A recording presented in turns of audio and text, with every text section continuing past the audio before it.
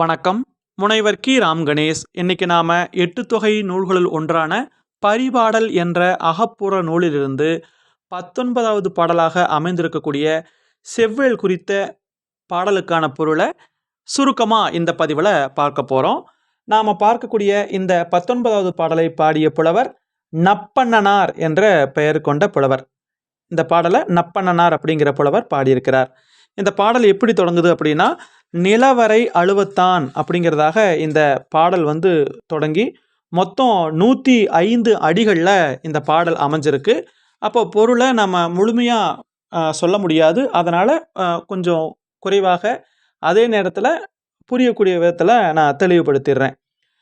இப்போ இதில் எப்படி தொடங்குது அப்படின்னா, முருகப்பெருமானை வாழ்த்தக்கூடிய வகையில் தான் இந்த பாட்டு முழுமையுமாக இருக்குது. மதுரை நகரத்தினுடைய சிறப்புகள், அந்த மதுரையில் வாழக்கூடிய மக்களுடைய நிலை, இதை எல்லாத்தையும் அந்த திருப்பரங்குன்றத்தோடு இணைத்து சொல்லக்கூடிய வகையில் தான் இந்த பாடல் அமைஞ்சிருக்கு.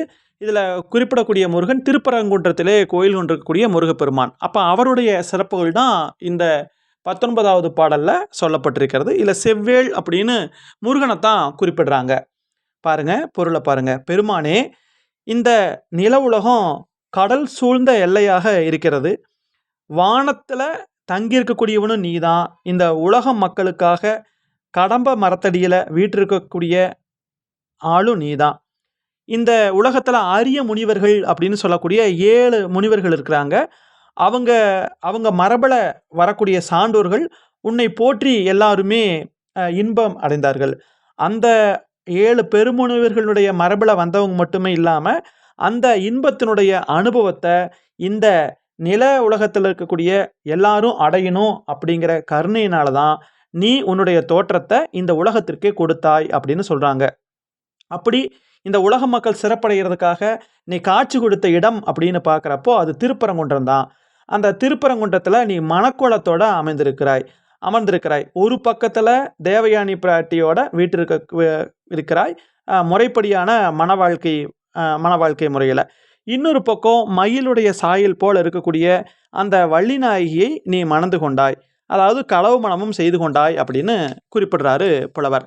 அப்போ என்ன சொல்றாரு அப்படின்னா, இதில் வேத விதிப்படி செய்து கொள்ளக்கூடிய மனம், அந்த முறைப்படியான மனம், அந்த அடிப்படையில் நீ தேவயானியை திருமணம் செஞ்சுக்கிட்ட.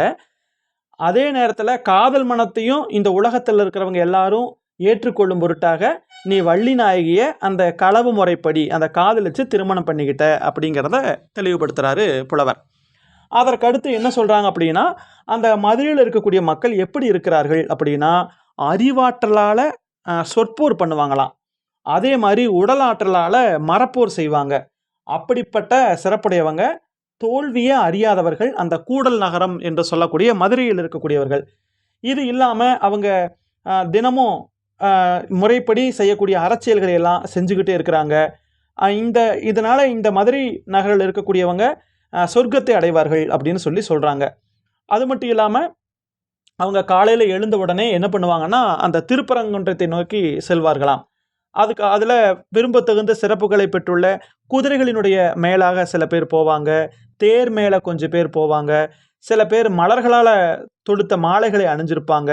அப்படியாக அந்த இருள் நீங்குவதற்கு முன்னாடியே அந்த திருப்பரங்குன்றம் நோக்கி மக்கள் வருவார்கள். அப்போ அப்படி அவங்க போகும்போது எப்படி இருக்குன்னா, மதுரைக்கும் திருப்பரங்குன்றத்திற்கும் ஒரு இடைவெளியே இருக்காது அப்படின்னு சொல்லக்கூடிய அளவுக்கு ஒரு பெரும் கூட்டமானது போகும் அப்படிங்கிறத குறிப்பிடுறாரு புலவர். அப்படி உன்னை வணங்கக்கூடிய மக்கள் வரிசையாக வருவாங்க, நெருங்கி திரண்டு வருவாங்க அப்படியெல்லாம் சொல்கிறாங்க. அதாவது உலக வாழ்க்கையில் சிறந்து விளங்கக்கூடியவர்கள் மதுரை நகரத்து மக்கள். அவங்க அந்த விடிகாலையில் அந்த திருப்பரங்குன்றத்து முருகப்பெருமானை வழிபடுவார்கள் அப்படிங்கிற சிறப்பு செய்தியை இதில் சொல்லியிருக்கிறாங்க. அதுக்கப்புறம் அந்த முருகப்பெருமான் பார்த்திங்கன்னா, பிணிமுகம் அப்படின்னு சொல்லிட்டு ஒரு யானை மேலே வருவாராம். அப்படிப்பட்ட முருகப்பெருமானே இன்னும் மயிலை போல சாயலுடையவரான படிப்பெண்களோட தன்னுடைய மனையாட்டியரும் கடமைகளை அறிந்து காரியமாற்றல் சிறந்தவரும், அப்படிப்பட்ட பணியாளர்களை கொண்டவரும் அந்த நிறைய பேர் அங்கே வருகிறார்களாம், எங்கே அந்த திருப்பரங்குன்றத்திற்கு. அது மட்டும் இல்லாமல் சூரர மகளிர் அந்த திருப்பரங்குன்றத்தினுடைய பகுதியில் வாழ்கிறாங்க. அங்கே அந்த திருப்பரங்குன்றத்தினுடைய அகன்ற மலைப்பகுதியின் உச்சியில் ஏறி அந்த பாண்டியன் மேலே உள்ள நின் திருக்கோயிலையும் வலம் வருவான், அதாவது அந்த முதல்ல என்ன சொல்கிறாங்கன்னா, அந்த பாண்டிய மன்னன் வந்து வழிபாடு செய்கிறானாம், அதையெல்லாம் சொல்லியிருக்கிறாங்க. அது மட்டும் இல்லாமல் அப்படியே வரும்போது அந்த பழமையாக வரக்கூடிய குலச்சின்னமாகிய அவன் அந்த மதியினை சூடியிருக்கிறான், நிலாவை சூடியிருக்கிறான். அது மட்டும் இல்லாமல் தோல் மீது கிடந்த செய்யக்கூடிய தலைப்பாகையினை உடையவனாக இருக்கிறான். நின்னுடைய புகழை பாடி போற்றிய நாவினை உடையவனாக இருக்கின்றான். உன்னுடைய உருவத்தை தரிசனத்தினால ரொம்ப சந்தோஷமுடையவனாக அந்த பாண்டியன் விளங்குகின்றான்.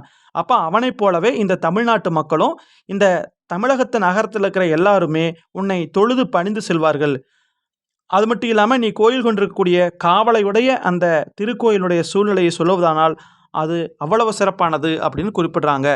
அதுக்கப்புறம் கிரௌஞ்ச பறவையினுடைய பெயரை உடையது குன்றம். அந்த அந்த அந்த குன்றத்தை நீ என்ன பண்ணினா வேலை எரிஞ்சு ரெண்டாக பிளந்த. அது மட்டும் இல்லாமல் உன்னை காண வரக்கூடியவர்கள் நிறைய பேர் யானைகளில் வருவாங்க, நிறைய ஊர்திகளில் வருவாங்க, அந்த மாதிரி சொல்கிறாங்க. குதிரைகளில் வரக்கூடியவங்கெல்லாம் வருவாங்க. அது மட்டும் இல்லாமல் களிறு அந்த யானைகளுக்கு உணவாக கரும்புகளை வெட்டி கவலமாக ஊட்டுவாங்க. மலையடிவாரம் எங்கும் பார்த்தீங்கன்னா யானைகளும் தேர்களும் குதிரைகளும் சேர்ந்து அந்த அந்த இடமே பார்த்தீங்கன்னா ஒரு அந்த முருகப்பெருமானை வழிபடக்கூடிய வரக்கூடிய இடம் ஒரு பாசறை மாதிரி, ஒரு போர்க்களம் மாதிரி காட்சியளிக்கும் அப்படின்னு சொல்கிறாங்க. அதாவது உன்னுடைய குன்றத்தினுடைய அடிவாரத்தே இருக்கக்கூடிய அந்த பகுதி பார்த்தீங்கன்னா பாண்டியனுடைய பாசறை மாதிரி, போர்க்களம் மாதிரி தோன்றும். ஏன்னா அவ்வளோ பேர் யானையில், குதிரையில், இன்னும் பல வகை வாகனங்களில் அந்த இடத்துக்கு வர்றாங்க அப்படிங்கிறத குறிப்பிடுறாரு புலவர். அதுக்கப்புறம் பரங்குன்றத்துக்கு வணங்குறதுக்காக வர்றாங்க இல்லையா, அங்கே வரும்போது சில இனிய செயல்களை பார்த்து திளைப்பாங்களாம். அங்குள்ள குரங்குகளுக்கு பலகாரங்கள் கொடுப்பாங்களாம். அந்த திருப்பரங்குன்றத்தில் இருக்கக்கூடிய அந்த மலை மேல் இருக்கக்கூடிய குரங்குகளுக்கு பலகாரங்கள் கொடுப்பாங்க சில பேர். அப்புறம் முசுக்கணம் அப்படின்னு ஒரு வகை குரங்கு உண்டு. அது கருமையான முகத்தை கொண்டிருக்கும். அதுக்கு கரும்பு துண்டுகளை சில பேர் தருவாங்க. சில பேர் பிரம்ம வீணையை மீட்டி இசைப்பாடல் பாடுவாங்க. சில பேர் யாழ் மீட்டுவாங்க. சில பேர் அந்த முரசனை எடுத்து அப்படியே ஒலி எழுப்புவாங்க. அப்போ அந்த மாதிரியான ஒரு இடம் தான் அந்த திருப்பரங்குன்றம் அப்படின்னு சொல்கிறாங்க. அது மட்டும் இல்லாமல் கோடைக்காலம் உண்டாகுமாறு வரக்கூடிய 2 சுடர்களும் அப்படியே வானத்தில் பொருந்தியுள்ள சுடர்நிலைகளை ஆராய்ந்து அவற்றினுடைய நுட்பங்களை சில பேர் ஆராய்ந்து கொண்டிருப்பார்கள்.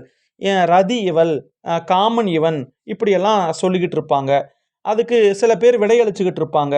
இவன் வந்து இந்திரனாகிய பூனை, இவள் வந்து அகலிகை. அப்போது இவன் அந்த அந்த அகலியினுடைய கணவன், இது ராமாயண செய்தி.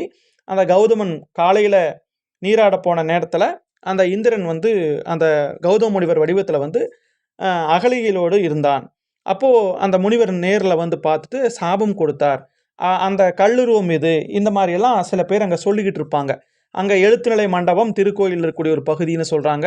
அதையெல்லாம் பற்றியான செய்திகளை எல்லாம் ஒவ்வொன்றா அவங்க அப்படியே குறிப்பிட்டுட்டு போகிறாங்க. அதுக்கப்புறம் ஒரு பெண்ணை பற்றி சொல்கிறாங்க.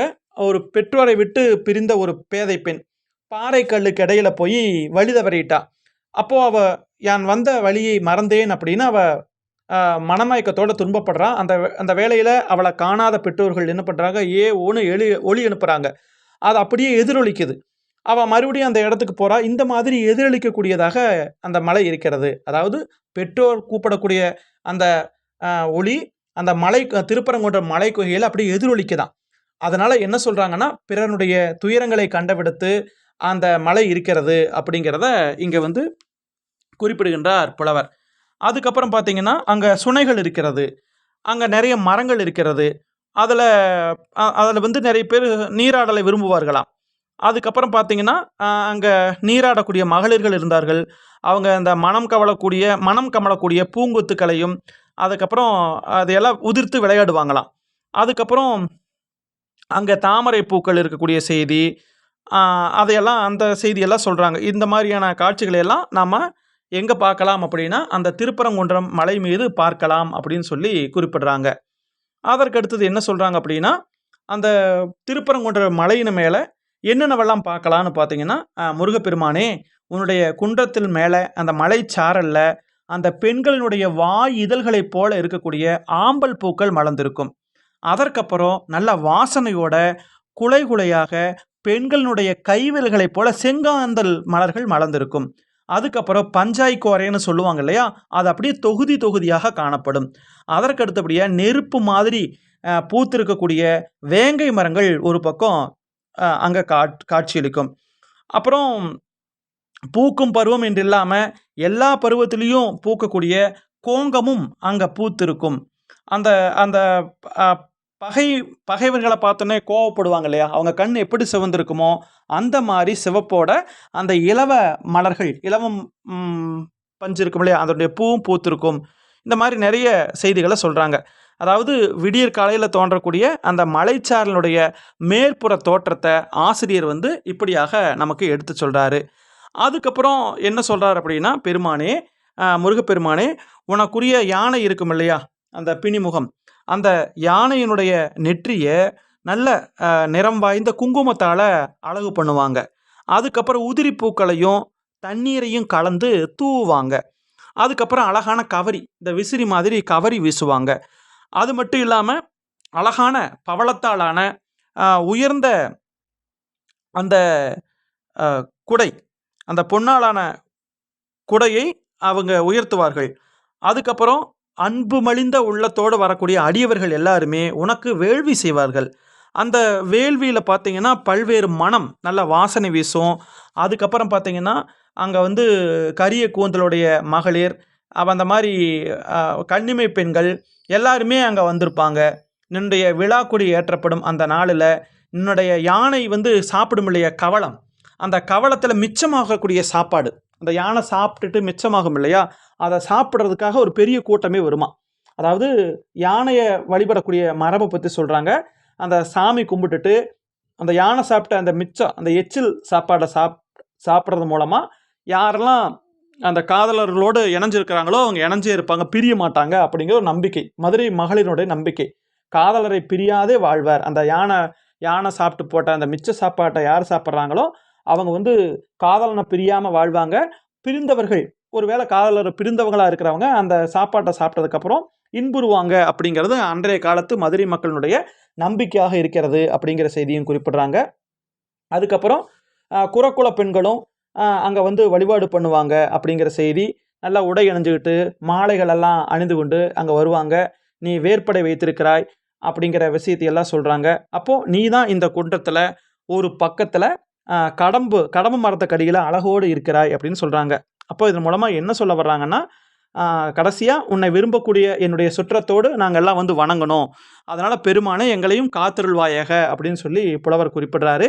அப்ப இதன் மூலமா என்ன சொல்றாங்கன்னா, அந்த திருப்பரங்குன்றத்தில இருக்கக்கூடிய முருகப்பெருமானை யாரெல்லாம் வணங்குறாங்களோ, அவங்களுக்கு இன்பமான நல்ல வாழ்வு கிடைக்கும்.